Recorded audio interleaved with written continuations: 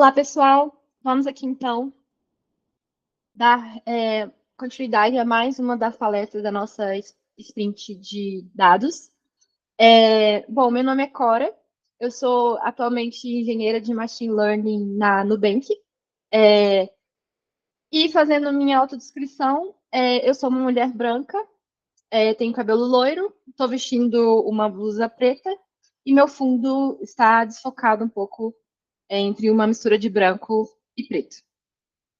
Bom, e hoje a minha ideia aqui com essa palestra é trazer para vocês inteligência artificial na prática, alguns cases da vida real que a gente tem por aí. Então, antes de mais nada, né, só contextualizando e relembrando o conceito de o que é inteligência artificial, né? Então, eu peguei esse conceito do próprio Google, que diz que inteligência artificial é um conjunto de tecnologias que permite aos computadores executarem uma variedade de funções avançadas, como a capacidade de ver, entender, traduzir idiomas, escrever, analisar dados, fazer recomendações e dentre muito mais outras coisas que a gente consegue fazer com a inteligência artificial. Então, aqui eu quis trazer também qual que é o impacto, né, do uso da inteligência artificial no nosso dia a dia. A primeira delas é a gente conseguir, né, automatizar algumas tarefas que são possíveis, né, de serem automatizadas e facilitar muito na otimização dos processos de empresas e de fluxos que acontecem dentro de sistemas. Além disso, a gente consegue tomar decisões baseadas em dados, então, utilizar os dados para escolher, pegar os dados, analisar, criar modelos, criar uma inteligência artificial que pega os dados e cria uma melhor, por exemplo, igual tem aqui no terceiro ponto, uma melhor experiência para o usuário, consegue personalizar a experiência do usuário nas plataformas digitais, em sites de notícias, em recomendações de vídeos. Então, em vários diferentes contextos, né, a gente consegue ter essa personalização de experiência.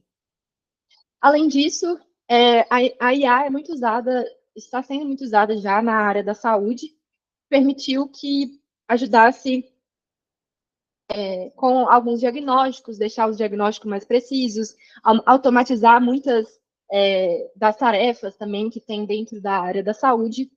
Então, ela já está sendo bem usada, principalmente na parte de imagem, né, gerada pela questão da saúde. E, por fim, aqui, a aceleração de pesquisas científicas, né, que além das pesquisas que a gente tem na própria área de dados, existem outras áreas que acabam utilizando IA para ter alguns avanços. Por exemplo, a área de biologia tem a área de bioinformática, que utiliza a inteligência, que pode, né, utilizar a inteligência artificial para ajudar nas pesquisas, né? Então, tem vários contextos que elas podem serem utilizadas e o que ajuda muito a acelerar essas pesquisas. Bom, e aí aqui, antes de entrar um pouco em detalhes em alguns cases, né, casos de uso, eu trouxe alguns exemplos que a gente tem de inteligência artificial no nosso dia a dia, que às vezes a gente pode até acabar esquecendo que ali por trás tem uma inteligência artificial. Então, o primeiro que eu acho que é um exemplo mais clássico, assim, que são os sistemas de recomendação, né?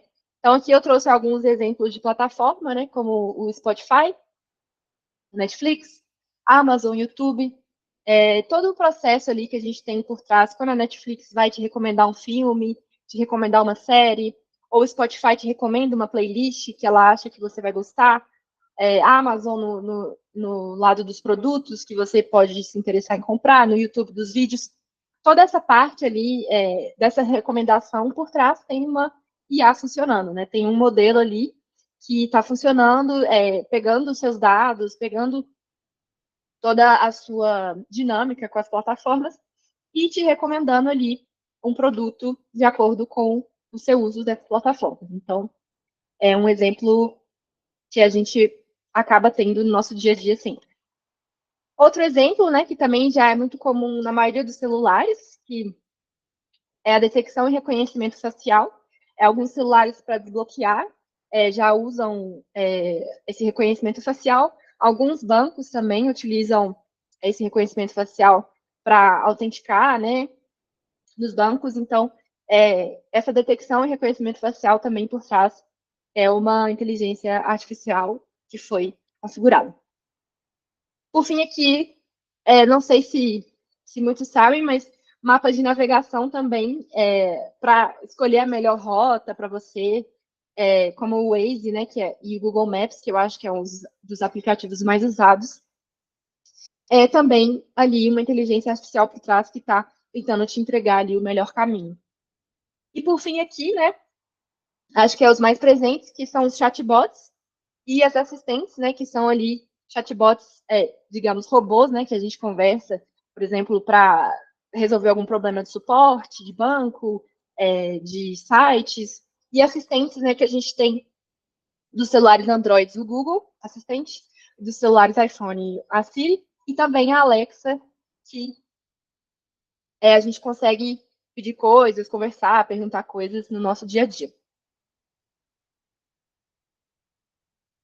Então, aqui, primeiramente, eu vou trazer alguns exemplos de empresas que utilizaram soluções com inteligência artificial. E, por fim, eu vou entrar um pouco mais em detalhe em duas empresas, em como elas usaram inteligência artificial em alguns casos específicos. Então, aqui, primeiramente, trazendo um exemplo do Google, que ele criou um modelo de IA para as pessoas que utilizam o Google Docs, né, que é esse Google Documentos, que é uma IA que compreende o texto e gera uma descrição de uma a duas frases sobre o conteúdo do documento. Então, aqui tem um gifzinho aqui no lado esquerdo, onde tem a opção de resumo, que o usuário pode clicar, e aí essa IA vai gerar esse resumo a partir do modelo, né, desenvolvido pelo Google, que pega o texto, lê e resume para as pessoas. Outro exemplo que a gente tem é a Meta, que ela é responsável pelo um dos aplicativos mais usados, né, que é o Instagram, de rede social, que é um caso que a Meta utilizou inteligência artificial para melhorar a personalização e o gerenciamento de notificações no Instagram. Então, o que ela fez, né? Ela utilizou uma IA para identificar os usuários altamente ativos, que provavelmente eles veem os conteúdos do aplicativo de forma orgânica, né? Eles estão ali entrando todo dia, já estão ali vendo tudo que elas têm que ver. Então, com isso, com essa inteligência artificial, né, esse modelo que o Meta criou, eles conseguiram reduzir o número de notificações enviadas para essas pessoas e direcionar melhor notificações para pessoas que usam menos o aplicativo, para tentar fazer as pessoas usarem mais e melhorar, assim, a experiência geral do usuário. Tanto para a pessoa que já está ali usando o aplicativo todo dia, que não precisaria de ficar recebendo notificação por exemplo, às vezes o Instagram manda notificação. Pessoa é, postou tal foto. E aí tem a opção de ir lá, clicar e ver. Só que para uma pessoa que já utiliza o Instagram de forma orgânica, essa notificação não faz sentido. Então, foi um modelo justamente para tentar melhorar essa experiência do usuário e direcionar melhor essas notificações. Um outro exemplo aqui é da Uber, né? Eu trouxe ali no nosso dia a dia que os mapas de navegação utilizam inteligência artificial por trás. E a Uber também, ela tem um modelo de IA que é baseado em aprendizado profundo, que em inglês chama Deep Learning, que ele usa os dados de mapa e navegação, mapa e previsão de tráfego, em tempo real para tentar prever a chegada do caminho do usuário até onde ele quer chegar no Uber, com o Uber, né? Um outro exemplo aqui que a gente tem O Nubank, para melhorar as interações em relação ao atendimento do cliente, ele criou o Precoc, que é que usa uma inteligência artificial para prever as necessidades dos clientes em tempo real. E ela foi feita baseada em cliques no aplicativo que a pessoa faz antes de, por exemplo, abrir um chat ou fazer alguma ligação para ter algum suporte em relação a um problema específico. Então, com isso, é um modelo que usa, que tem toda ali, né, uma estrutura de lógica por trás desses cliques no aplicativo e ajuda a direcionar melhor o atendimento quando a pessoa já entra em contato com o Nubank para tentar resolver seu problema. Bom, e agora aqui vou trazer, né, igual eu falei, dois casos que eu vou entrar um pouco mais em detalhe, assim, de como eles usaram uma inteligência artificial dentro dessa empresa. Então, aqui o primeiro exemplo é do Mercado Livre, que é como ele usou, né, uma IA para prever as dimensões de pacotes. Primeiramente, né, dando um contexto, na perspectiva de envio de mercadorias do Mercado Livre, uma das informações mais importantes que a gente tem de um item é em relação às suas dimensões. Então, em relação ao peso, comprimento, largura, altura, que é usado para prever os custos de envio desse produto e a ocupação que ele vai ter dentro desses centros de distribuição que o Mercado Livre tem. Então, como que o Mercado Livre resolveu esse problema, né? Que, às vezes, essa informação nem sempre o usuário fornece na hora que ele cria o anúncio. Então, para esses casos, o Mercado Livre criou um modelo de machine learning, uma inteligência, né, artificial por trás, que vai prever as dimensões de um produto que não foi especificado suas dimensões. Então, é um modelo que ele foi todo, não vou entrar em detalhes, né, como que ele foi construído, mas ele é baseado em conjuntos de dados de produtos já existentes que possuem as dimensões, né, então, produtos que têm essa informação de dimensão, e também em relação ao título, ao texto do anúncio, né, então, em relação ao título, categoria, marca e modelo, pegaram todas essas informações, criaram uma lógica ali, matemática e estatística por trás, para criar um modelo que vai fazer as previsões da dimensão do produto. Então, para exemplificar aqui, é o exemplo desse anúncio de uma ferramenta aqui que ela não possui dimensão, como que o modelo funciona, né? Ele vai querer agora tentar prever qual que é a dimensão desse anúncio. Então, o que o modelo faz? Primeiro, ele vai analisar os itens similares a essa ferramenta, né, dentro do conjunto de dados que ele tem e do modelo, né, que ele vai identificar. E aí ele encontra os itens que são estatisticamente similares a esse produto, né? Então aqui é um exemplo, né, que ele encontrou esses produtos. E aí, em seguida, ele vai obter as dimensões já conhecidas desses produtos, né? Porque igual eu comentei, esses produtos são do conjunto de dados que foi treinado, que possui já a informação da dimensão. E aí ele pega essa dimensão já conhecida desses itens semelhantes, calcula uma mediana e, por fim, tem a estimativa final ali da dimensão do objeto final, que é aquela ferramenta. E aí, por fim, acaba conseguindo prever ali a dimensão desse produto. Então, foi isso, né? Eu acho que é legal porque acaba que mostra como o Mercado Livre, com certeza, otimizou muito tempo de todo o processo, né? Do usuário, às vezes, esquecer de colocar ali uma dimensão. E aí o Mercado Livre também consegue, provavelmente, ter já uma estimativa de custo, né? Estimativa de espaço, dentre os produtos que são anunciados na plataforma. Agora, esse último exemplo que eu vou mostrar sobre em relação ao LinkedIn, que como o LinkedIn usou a inteligência artificial para detectar conteúdos virais de spam, né? Então, aqui, para dar um contexto, o LinkedIn é como se fosse uma rede social ali de em relação a mais focado na área profissional, né, de trabalho das pessoas. E ele foi uma plataforma que ela não foi projetada para viralidade, né? Não é igual o Instagram, o TikTok, que ali o foco é você postar alguma coisa e ela se tornar viral. Mas acaba que algumas postagens elas podem resultar num engajamento significativo, quando a gente tem muitas curtidas, muitas reações, comentários, compartilhamentos, e elas são consideradas virais se isso acontece, né, num período curto de tempo. Então, uma das coisas, né, esse foco dessa IA era justamente identificar esses assuntos virais que são spam.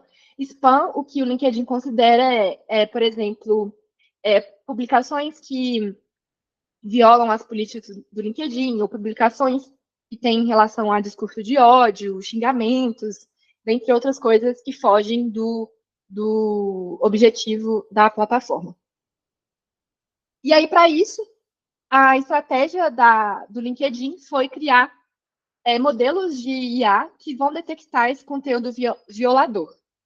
E para isso, eles criaram duas estratégias. A primeira delas é essa defesa proativa, que é a detecção se o conteúdo é spam ou não, assim que o autor publica esse conteúdo no LinkedIn e ele aparece no feed. Então, ele é baseado no modelo de machine learning, de aprendizado de máquina, né? Que é treinado em conteúdos previamente já categorizados como spam. E a segunda defesa, né, que eles chamam de defesa reativa, é caso, vou entrar em detalhes, mas caso essa publicação não seja identificada como spam, eles fazem um monitoramento de atividades que acontecem em torno do conteúdo publicado para entender se ele tem um potencial de ser um conteúdo compartilhado, muito compartilhado, né? Que aí se tornaria um conteúdo viral. Então, essa defesa reativa seria para identificar, prever, né, o potencial de um conteúdo ser muito compartilhado.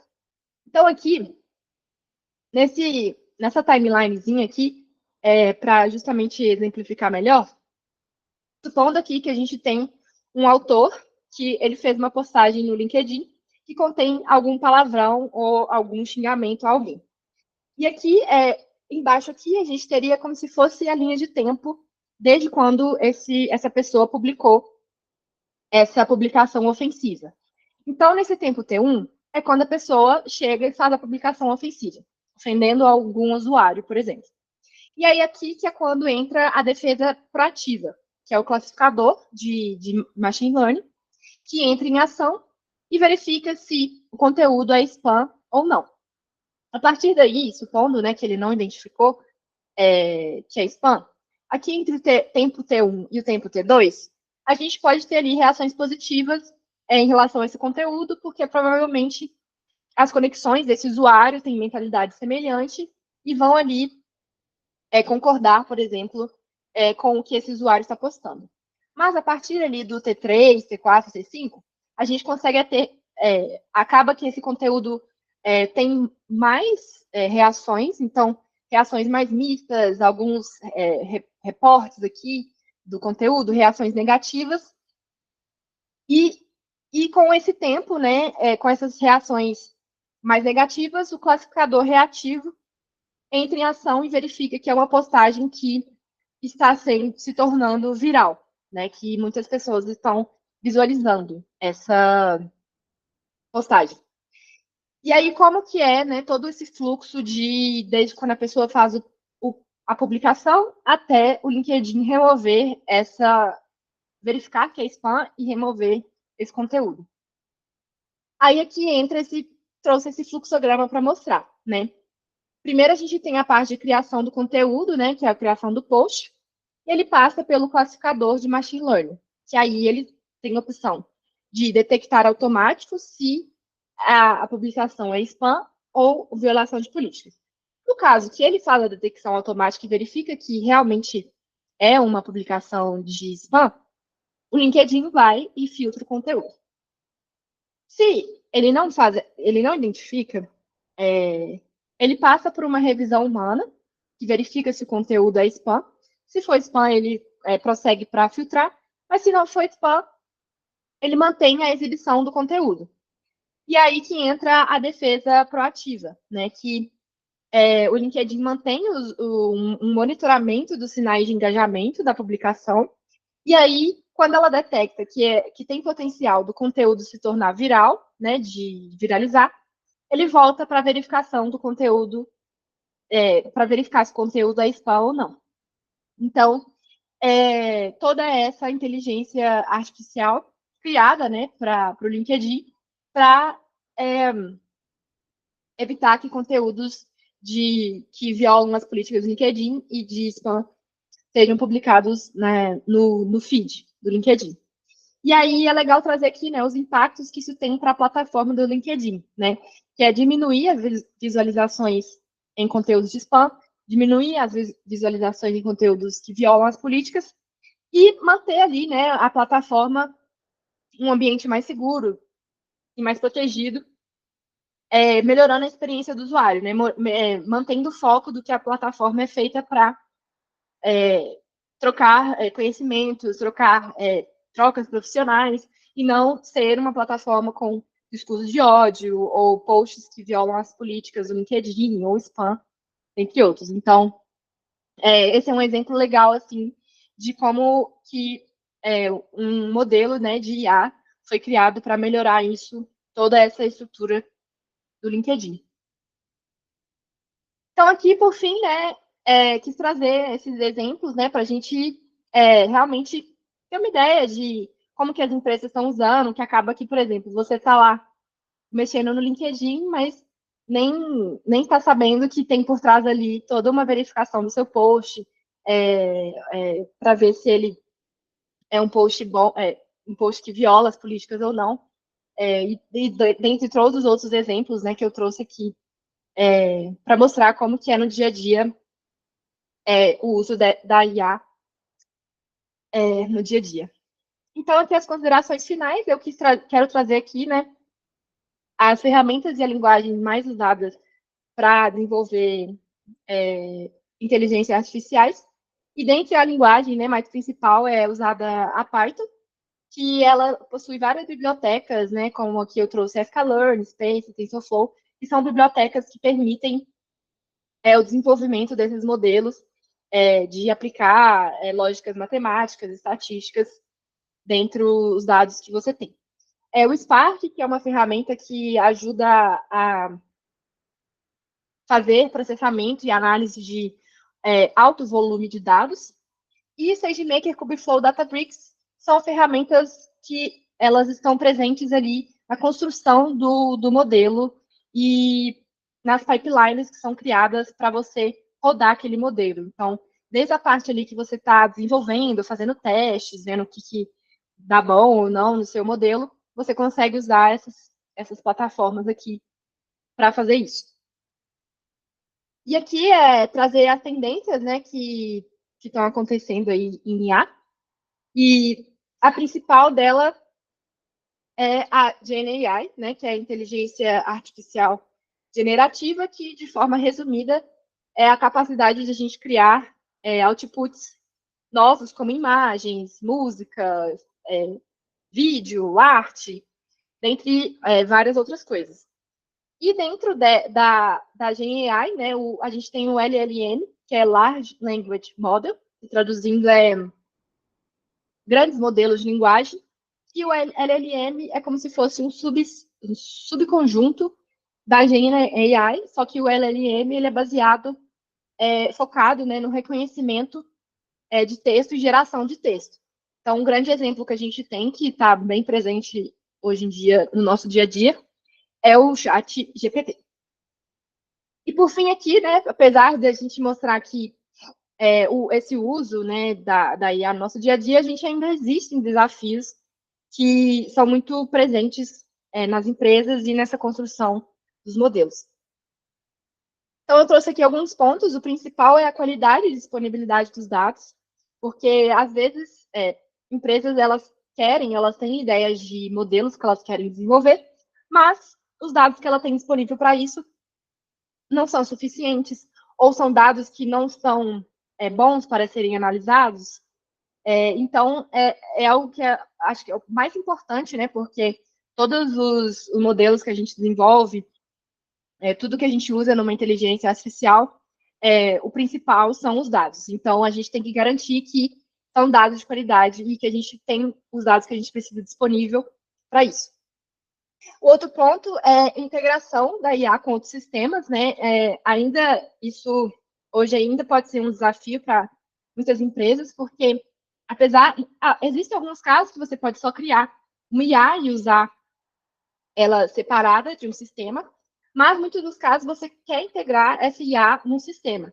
Então, por exemplo, igual eu dei o exemplo do sistema de recomendação da Netflix, a gente tem ali a Netflix, que é todo um sistema de plataforma, de filme, plataforma de série, só que dentro dela tem ali esse sistema de recomendação que funciona, né, integrado com essa plataforma da Netflix, e que ela funciona de forma orgânica, né? Então, você nem está vendo, você está lá usando o Netflix e tem ali aquela inteligência artificial fazendo o papel dela para te recomendar algum filme, alguma série.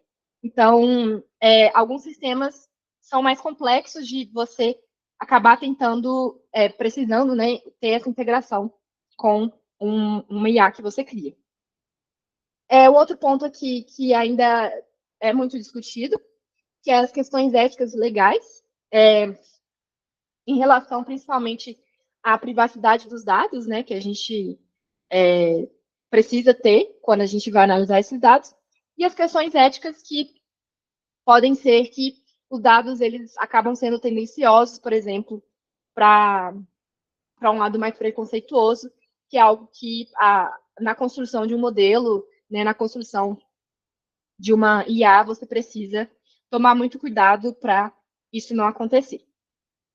E por fim, né, os custos, né, que, querendo ou não, para você ter tudo isso, qualidade de dados, você ter um volume alto de dados, é algo muito custoso, né? Então, é algo que é um desafio para as empresas e acontece muito de ter esses custos altos. E no mais, era isso. Obrigada a todo mundo que ficou até aqui. Eu deixo meu LinkedIn aqui, quem quiser conectar. E no fim da apresentação também, deixei alguns links de referência, caso vocês queiram dar uma olhada mais profundamente. Obrigada, pessoal.